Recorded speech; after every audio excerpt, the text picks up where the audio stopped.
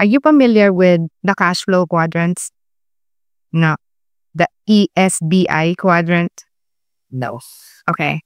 Ang tawag dito, ang nagpauso nito si Robert Kiyosaki. Rich Dad, Poor Dad. That's his book. Yun yung very popular book ni Robert Kiyosaki. This is where you will gonna see yung cash flow. As an employee, ang tawag dito, left quadrant.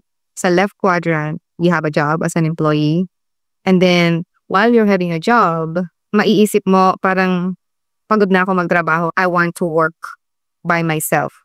I want to be a self-employed. You own the job. Wala ka ng boss. Ikaw na ang boss, right? Pero solo ka. At least yung income is para sa'yo lang. You're not sharing it with everybody. Solo act. Solopreneur, kung tawagin. And then, while thinking about that, ang flow dapat is mag-grow tayo. Mag-grow yung business na ginagawa natin for us to be categorized as business owner.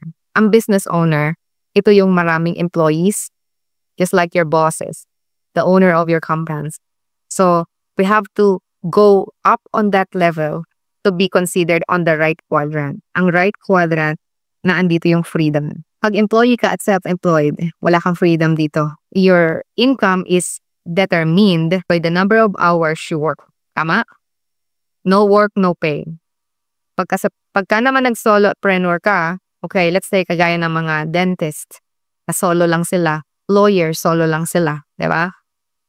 Kapag wala silang opisina, hindi bukas ang clinic, walang income. So that's solo. Pagka nag-business ka, you're scaling. Ibig sabihin, kung dentist ka, you create a group of dentists and you have a big clinic na meron kayong, let's say, 5 or 6 kayong mga dentist na magkakasama. Kahit umabsent ka doon, there are other dentists that will gonna take care of the operations, correct? That's business. Nandun yung freedom kasi hindi na siya nakadepende sa oras mo. Meron ka ng scale na tinatawag. And more importantly, while your business is making money, you should know how to invest. That's I. The whole system ng cash flow is for us, kung tayo ay magsimulang empleyado, at least matuto tayong mag-isip ng negosyo para madagdagan yung income natin as employee.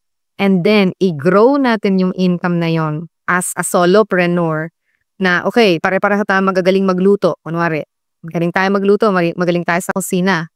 Magsama-sama tayo, mag-create tayo ng isang malaking food market.